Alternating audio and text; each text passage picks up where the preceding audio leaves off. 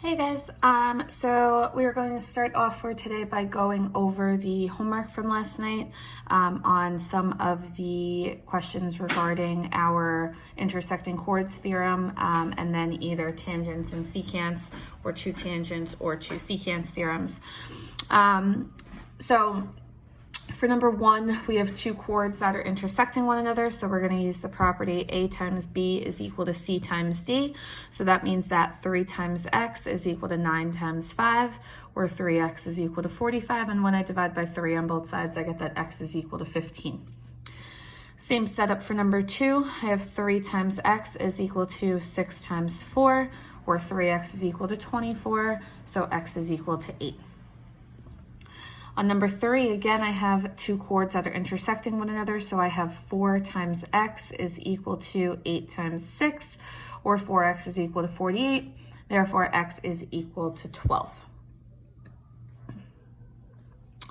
Number four, we have two secants. So we're going to use our ow property. So our outer times our whole is equal to our outer times our whole. So we would have 5, which is the outer part, times the whole, which is 18. I add 13 plus 5 to get that the whole is 18. Then is equal to the outer part of the other side, which is 4, times the whole part, which is x. So I get 90 is equal to 4x, and therefore x is equal to 22.5. Same idea for number 5. Again, I have two secants, so I'm going to use ow. So I have my outer part 3 times my whole x is equal to my outer part 4 times my whole, which is actually 12. I add the two together to get that the whole is 12. So 3x is equal to 48, or x is equal to 16. Two secants again on number 6. Outer part 3 times the whole x is equal to outer part 5 times the whole part is 15. So 3x is equal to 75, or x is equal to 25. On number 7, we have a secant and a tangent. So we can still use ow, but now the difference is I have my outer part here, which is 4, times my whole part here, which is 16. So 4 times 16. But now is equal to the outer part x, but x is also the whole part. So I really have x times x, or x squared. So we get 64 is equal to x squared, and therefore x is equal to 8. Same idea on number 8. We have 2 times the whole part, which is 18, is equal to x squared, or x squared is equal to 36, so x is equal to 6. Same idea for number 9. We have the outer part, which is 6, times the whole part, which is 10, is equal to, again, x squared. But now we get 60 is equal to x squared, and we know that 60 is not a perfect square, so I need to simplify my radical here. So I'm looking for two factors of 60, one of which is a perfect square. So 4 times 15 is 60. 4 is a perfect square. The square root of 4 is 2, and I can't simplify the square root of 15 any further. So I get 2 radical 15 is equal to x. Number 10, we're back to A times B equals C times D, two chords intersecting one another. So 5 times x is equal to 6 times 10, 5x is equal to 60, and x is equal to 12. Same thing for number 11. 6 times x is equal to 8 times 3, 6x is equal to 24, or x is equal to 4. Okay. In number 12, they gave you the little tick marks here indicating that these two segments are congruent to one another. So if this segment here is 5, that means this segment here is also 5. So now 2 times x is equal to 5 times 5, or 2x is equal to 25. So x is equal to 12.5.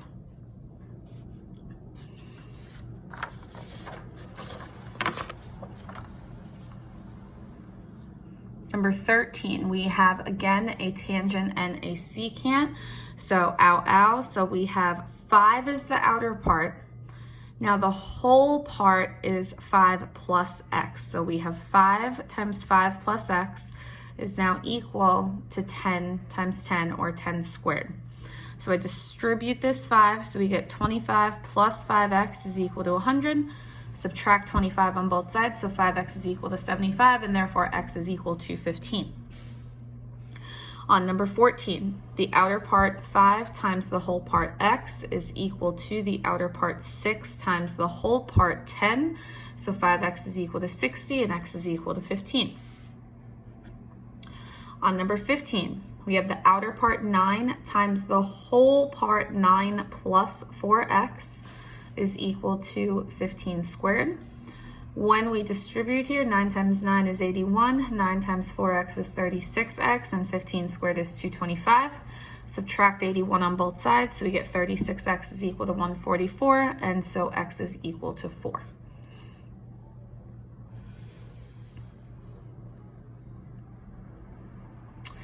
On number 16, ow again, so we have the outer part 3 times the whole part 27 is equal to x squared. So 81 is equal to x squared, so x is equal to 9. Number 17, x times the whole part 16 is equal to 12 squared. So 16x is equal to 144, and x is equal to 9.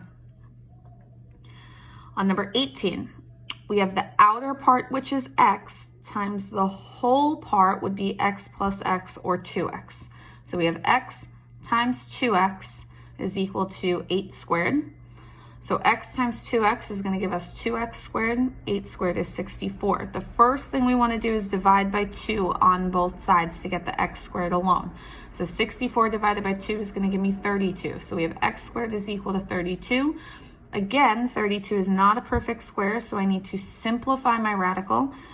Two factors of 32 are 16 and 2. We know that 16 is a perfect square. The square root of 16 is going to come out as a 4, and we're left with 4 radical 2 is equal to x. On number 19, we have our two intersecting chords again. So we have 3x times 2x is equal to 3 times 18. 3x times 2x is 6x squared is equal to 54. Again, first thing I want to do on both sides is divide by 6 so that I can get the x squared alone. 54 divided by 6 is going to leave us with x squared is equal to 9, and so x is equal to 3. Number 20, we have 9 times x is equal to 6 times 3, so 9x is equal to 18, or x is equal to 2. And then 21, again, two intersecting chords, so a times b is equal to c times d. So we have x minus 2 times x plus 6 is equal to 16 times 3. So now on the left-hand side here, I have two binomials that are being multiplied together. So I either need to FOIL them or I need to do the box method, okay? When you do that, you should get x squared plus 6x minus 2x minus 12 is equal to 48. When I combine my like terms here, I get x squared plus 4x minus 12 is equal to 48. Because I have this x squared, that should be an indicator that you have to use your favorite math F word and factor, okay? So I need to get everything on one side, so I subtract 48 on both sides, which is where I get x squared plus 4x minus 60. And then I want two values that are going to add to a positive 4 and multiply to a negative 60, which is going to be x plus 10 and x minus 6. So that means that x is equal to negative 10 and x is equal to positive 6, but I reject the negative 10 because I cannot have a negative length. Okay. Okay, so that is last night's homework for today's lesson. We're going to be getting into circle proofs, okay? And again, I will post the PDF version of this for you so that you can print it out, okay? One thing that you will notice, if you refer to page 392 in your workbook, that is going to provide you a full list of all of the theorems that we've gone over and all the theorems that you will need in order to be able to complete these proofs. They'll be a lot easier for you to try to tackle them if you have that list sitting in front of you, okay? Okay, so if we look at the first one here, we have circle O. They tell us that arc AB is congruent to arc AC, so we're going to mark that up. Arc AB is congruent to arc AC. And then what they want us to do is prove that triangle AOC is congruent to triangle AOB. Okay, so I want to prove that these two triangles are congruent. So we know that whenever we're writing proofs, we're going to have statements and reasons, and we're going to try to figure out what the plan is here. Okay, and as usual, there's going to be more than one way to do this. Usually there are more than one ways to tackle proofs. But obviously we always start with our givens, okay? So now there's two different things that you could be thinking here, okay? If I know that arc AB and arc AC are congruent to one another, that means two things. The first thing that it means would be that chord AB and chord AC are congruent to one another, and that theorem is that if two arcs are congruent, then their chords are congruent, okay? The other thing that you could be thinking is, well, angle AOB is a central angle, and it opens up to arc AB. Angle AOC is a central angle, and it opens up to arc AC. And if they open up to congruent arcs, then the angles must be congruent as well, okay? And that theorem would be that if two arcs are congruent, then their central angles are congruent, okay? So I'm gonna stick with the chords for now, okay? Another thing that you may see is, all right, well, we have reflexive happening here. AO is congruent to AO. And then another thing is that OC is congruent to OB. Why would OC be congruent to OB? What part of a circle is OC and OB? Right, they're both radii, okay? So if both of those segments are radii, then that means they have to be congruent to one another because all radii of the same circle are congruent. So in looking at what we've marked up here, the plan is side, side, side. Okay. So the next thing that we can say is that AB is congruent to AC, because if two arcs are congruent, their chords are congruent.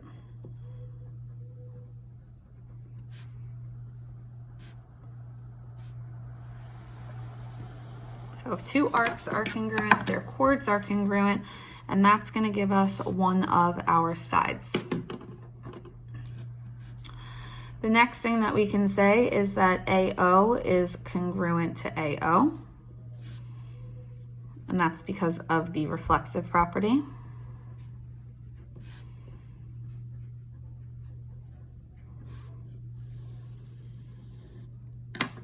That gives us a second side.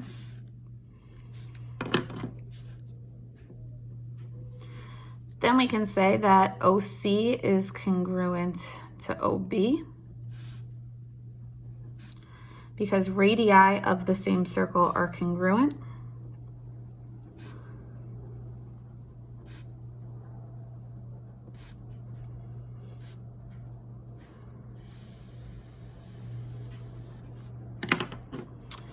That's going to give us our third side. Once I have checked off everything in my plan, I know I have enough information to prove what we were trying to prove.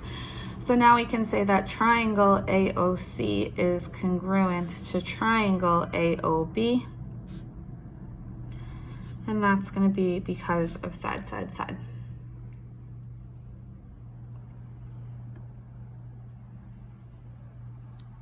Okay.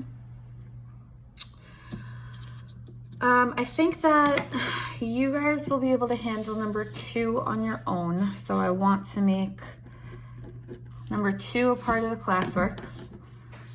Okay, so you guys are going to try number 2 on your own. But if you think about what they're giving you, okay, they're telling you that PQR is perpendicular to ST. Think about what it means if you have perpendicular lines, okay? What gets formed when you have perpendicular lines, okay? So I want you guys to try that one, okay?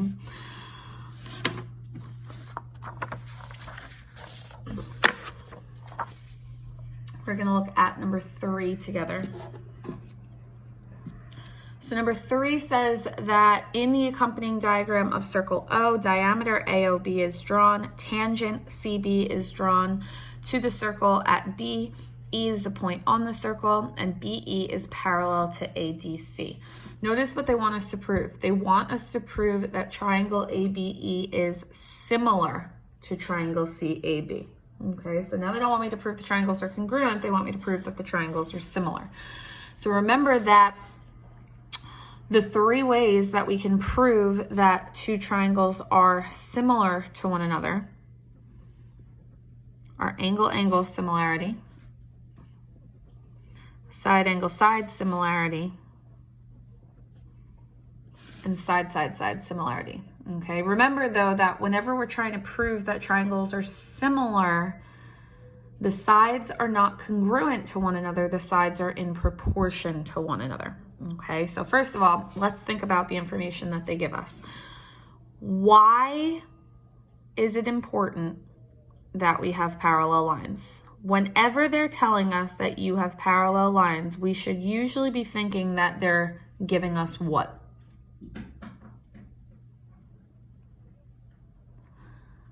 Hopefully you were thinking alternate interior angles, okay? 9 times out of 10, when they're giving you parallel lines, it's because you have alternate interior angles that are being formed somewhere, okay? And in this case, they are. We have an alternate interior angle here and here, okay? And I'm gonna label them 1 and 2. Okay, so we have alternate interior angles that are being formed, okay? The other thing that I want you to notice is I want you to notice angle AEB, okay? Angle AEB is an inscribed angle that opens up to half a circle. It opens up to arc BDA. If an angle opens up to half of a circle, what kind of angle is that? A right angle, good. So we have a right angle here at E, which we're gonna call 3. And now in looking at this, you may notice another place that it may look like you have a right angle, and hopefully you're thinking it looks like you could have a right angle over in here, and you can. When I have a tangent and a diameter that intersect one another, they form a right angle, which is another one of your properties. So when a diameter and a tangent intersect one another, they form a right angle.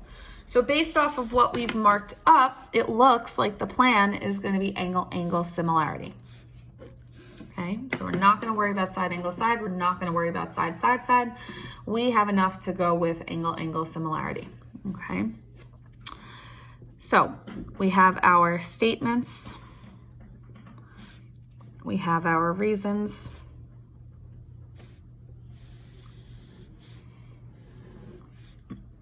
This is a lot to write out in a statement, so you do not have to write it all out.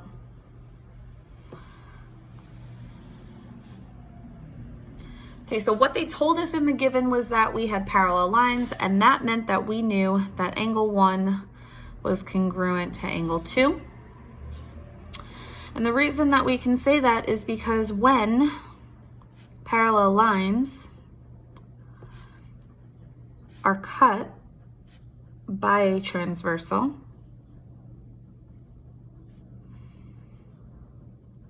alternate interior angles are congruent.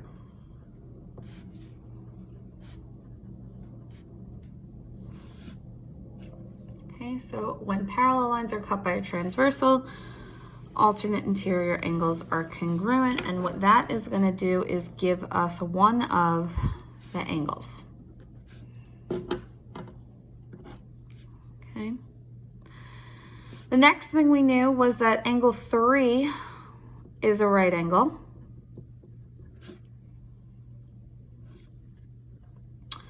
And that's because an angle inscribed in a semicircle is a right angle.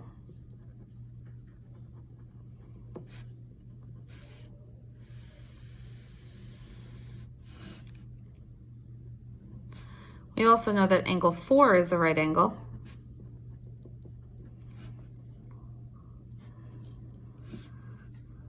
And that's because a diameter and a tangent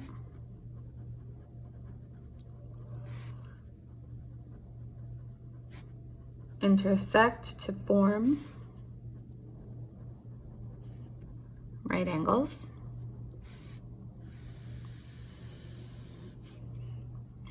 And if angle 3 is a right angle and angle 4 is a right angle, then that must mean that they're congruent to each other. And hopefully we all know by this point why two right angles are always congruent, because all right angles are congruent.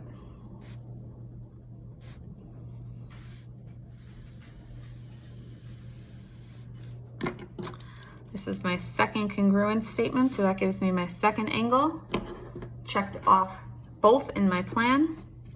And that means I can now say that triangle ABE is similar to triangle CAB because of angle-angle similarity.